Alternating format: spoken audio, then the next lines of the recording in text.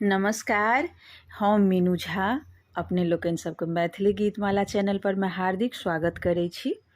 जे श्रेष्ठ लोकनि छी तिनका सबके गोर लगै छी आ छोट सबके बहुत बहुत स्नेह।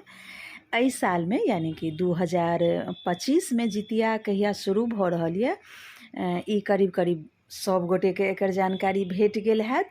हमहूँ चैनल पर में एकर वीडियो अपलोड केने छी, जेना कि 13 तारीख के नहाय खाय वाला विधि है और 14 के व्रत या 15 तारीख के से भोरे पारण अछि।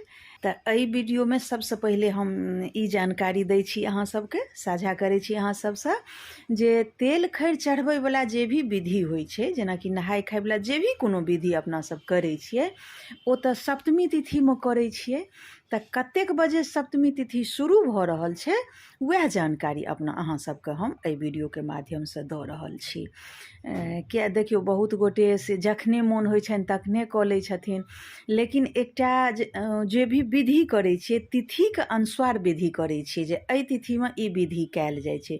जेना कि 36 घंटाके व्रत किया अपना सबके भऽ जाइए, तऽ ओ जे 1-2 दिना तिथिके जे हेर फेर भऽ जाइ छै, तऽ ताहिके वजहसँ जे बाप रे एते बजे से एते बजे अष्टमी रहतै तऽ ताबत तक नहीं करब, अंजल नहीं करब अपना सब, तऽ व्रत 36 घंटाके भऽ जाइ छै, किएक तऽ तिथिके वजहसँ।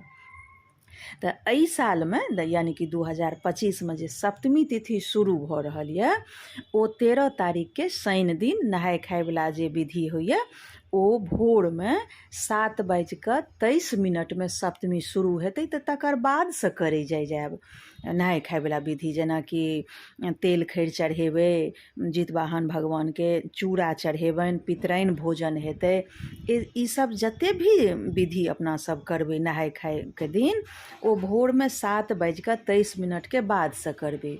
बहुत गोटे से पोखरि में जाकर स्नान करै छथि, नदी में स्नान करै छथि, जिनका जाहि हिसाबक सुविधा रहै छनि ओहि हिसाबे काज करै छथि। तऽ नहाय खाय वाला जे भी विधि रहत से भोर में 7:23 के बाद करब। किएक तऽ कते जगह 5 बजे भोर भऽ जाइ छै, गाँव सबमे 6 बजे तऽ बहुत किछु भऽ गेल रहै छै भोर में, लेकिन से नहीं होइ छै। हर जगह सूर्य उदय अलग अलग हिसाबसँ होइ छै, टाइमसँ होइ छै। तऽ एहि बेर जे सप्तमी तिथि अइ जे से सूर्य उदय भेलाके बाद शुरू भऽ रहल यऽ, तऽ ओहि दुआरे से कनि लेट छै। तऽ 7:23 के बाद वाला नहाय खाय वाला से विधि करे जायब। आ सब गोटे के जितिया खूब नीक से संपन्न हुए, तकर मंगल कामना के संग सब गोटे के जय जितवाहन।